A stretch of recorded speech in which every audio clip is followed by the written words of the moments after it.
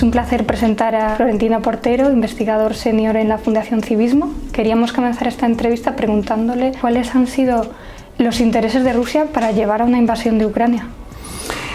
Es una pregunta que llevamos tiempo haciéndonos los que nos dedicamos precisamente a estudiar estos temas. Durante un tiempo, la Federación Rusa, nacida de la descomposición de la Unión Soviética, trató de encontrar su camino acercándose al bloque occidental y apostando claramente por una economía de carácter liberal. Llegó un momento en que empezamos a percibir que en el entorno del poder, en el entorno del Kremlin, les asustaba ese acercamiento precisamente porque implicaba un contagio de las ideas democráticas.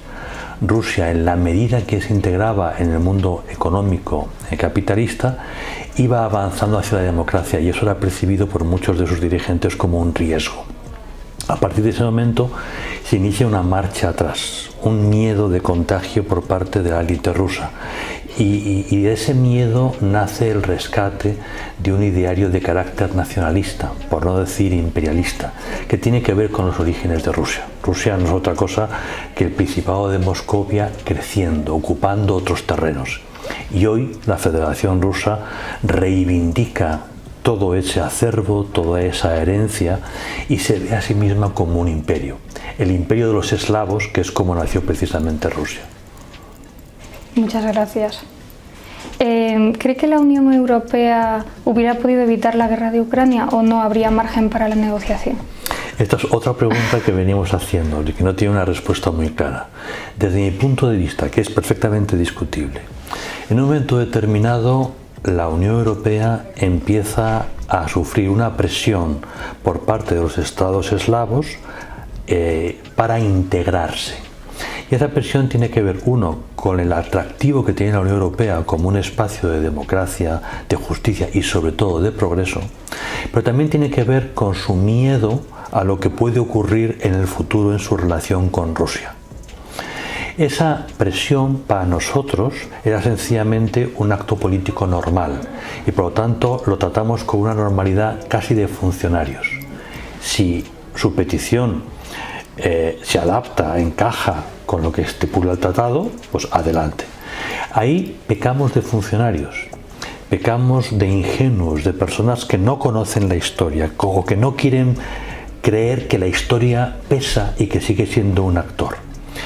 No valoramos hasta qué punto Rusia se sintió amenazada por esa ampliación de la Unión Europea y también de la Alianza Atlántica en dirección este.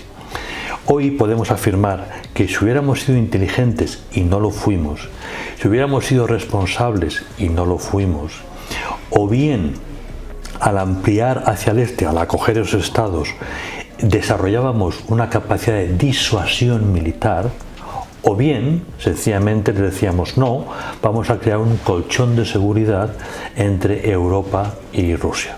Lo que hicimos fue lo que no había que hacer, que era ampliar sin disuasión. O ampliábamos con disuasión o no ampliábamos y creábamos un espacio intermedio que actuara como colchón.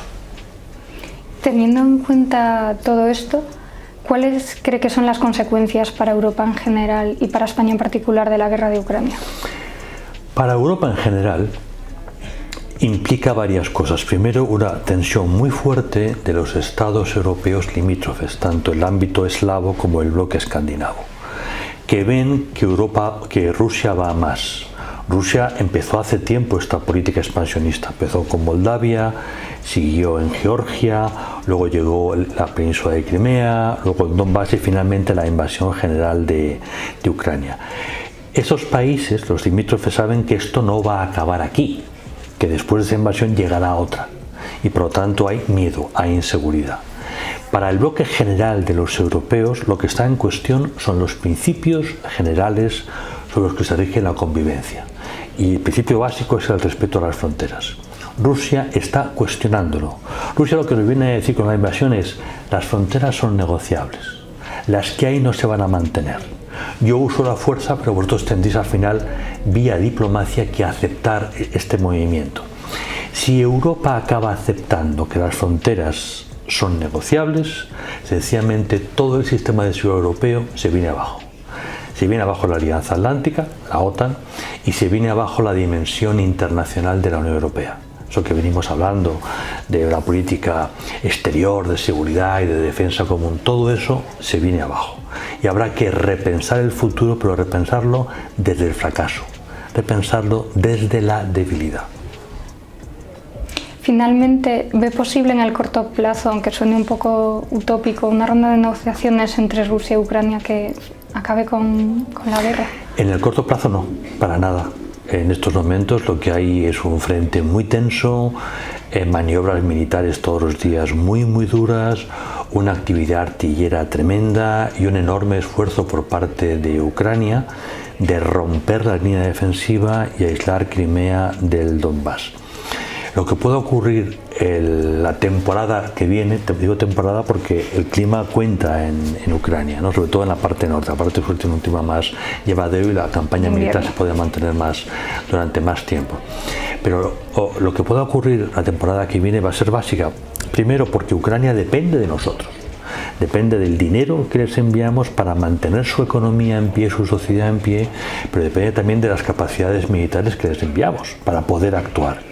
Si dejamos de hacerlo, obligamos a los ucranianos a buscar una negociación que implica ceder territorio. Y entonces entramos en ese proceso diplomático al que he hecho referencia antes y que tendría consecuencias muy duras para el conjunto de Europa y consiguientemente para España. Si las fronteras son negociables en el este, lo son también en el oeste. Y si lo son en el norte, también lo son en el sur. Y España tiene fronteras delicadas y discutibles. Pues muchas gracias por dedicarnos su tiempo y por sus comentarios tan interesantes sobre un tema tan actual y tan hablado, ¿no? Encantado, un placer.